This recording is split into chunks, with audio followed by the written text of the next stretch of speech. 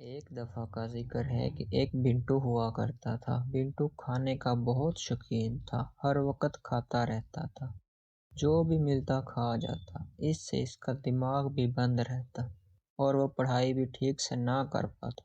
اس کو ہر وقت زیادہ کھانے پر ماں سے اور نہ پڑھنے پر اسکول سے ڈانٹ بھی پڑتی، مگر وہ پھر بھی باز نہ آتا۔ ایک دن وہ دریا کنارے کھیل رہا تھا کہ اسے ایک چمکتا ہوا موتی ملا۔ اس نے وہ جیب میں رکھ لیا۔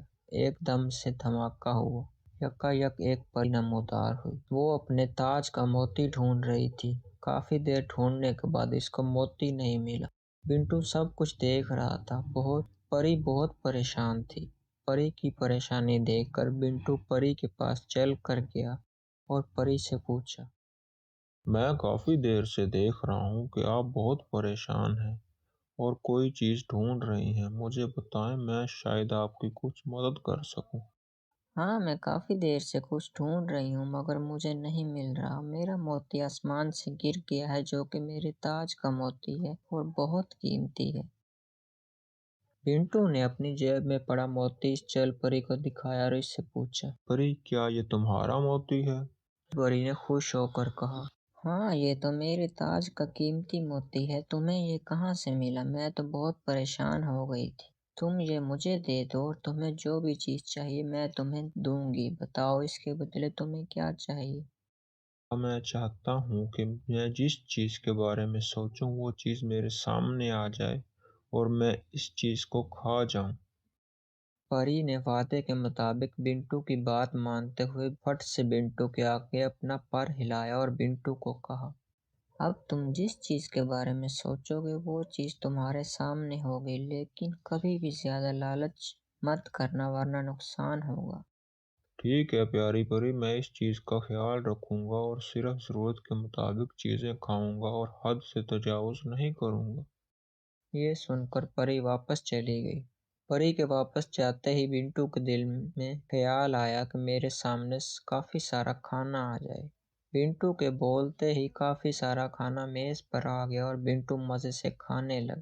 جب بنٹو کا پیٹ بھر گیا تو بنٹو بہت خوش ہوا۔ بنٹو کو تھوڑی دیر بعد پھر سے بھوک لگی اور اس نے دل میں پھر سے سوچا کہ میرے سامنے کافی کھانا آ جائے۔